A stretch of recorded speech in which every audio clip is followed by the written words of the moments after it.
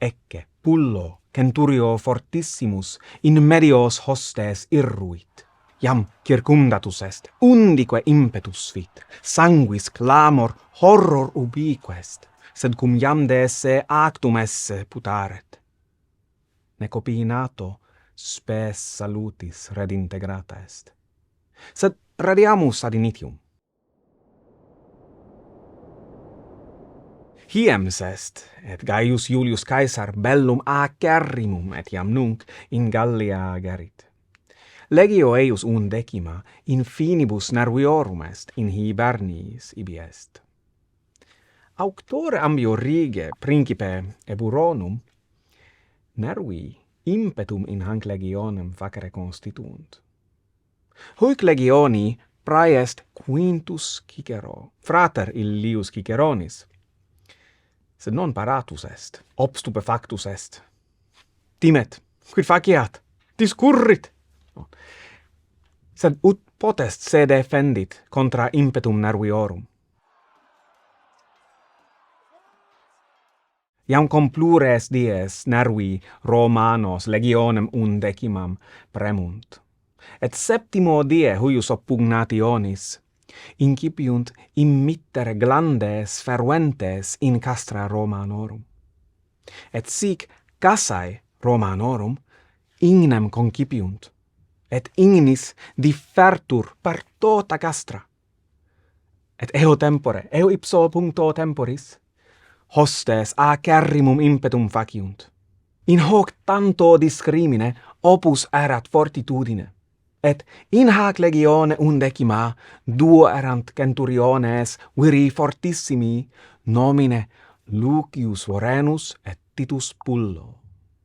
Hi inter se perpetuas controversias, assiduas controversias gerebant, utereorum fortior, melior, potior, audacior esset.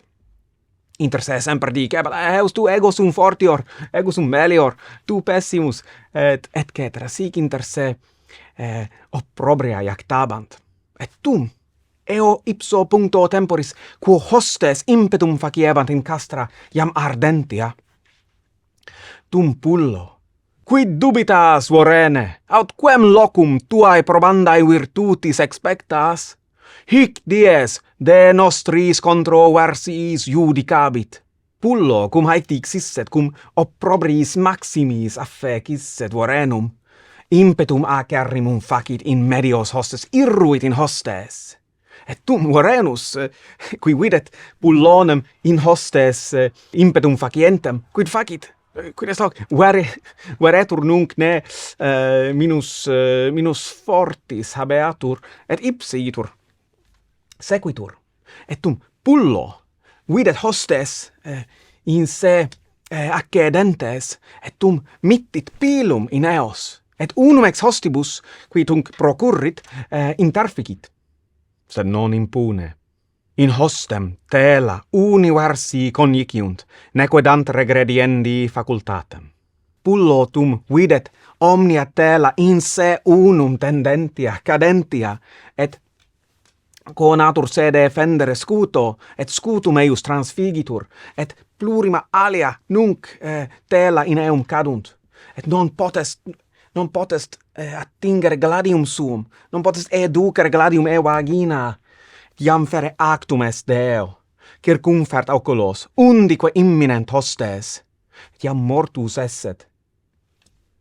Ni unus fuisset Vorenus, succurrit inimicus illi Vorenus et laboranti subvenit. Iam hostes arbitrati Pullonem mortum esse, illis telis, unum Vorenum curant, mentes in eum convertunt. Hic iam gladium stringit et comminus parat pugnare. Acerrime pugnatur comminus, et Vorenus plurimos hostes occidit, et eos pellit aliquantulum. Sed tum fortuna mutatur. Dum Cupidius instat in locum deiectus inferiorem concidit. Vorenus qui concidit iam humi iacet. Circumdatus est hostes iam circum eum sunt. Actum est Deo, sed in ipso articulo temporis accurrit pullo, ex inferis excitatus, non mortus erat, et tum Titus Pullo et Lucius Vorenus inimici una hostes propellunt, multos occidunt, et se in castra incolumes recipiunt. Utereorum igitur praestantior, difficile harcle dictu, cedamus locum Caesari, qui haec dicit. Sic fortuna in contentione et certamine utrumque versavit, ut alter alteri inimicus auxilio salutique esset, neque di judicari posset, uter utri virtute anteferendus videretur. Jam suadio ut hanc pelliculam spectes.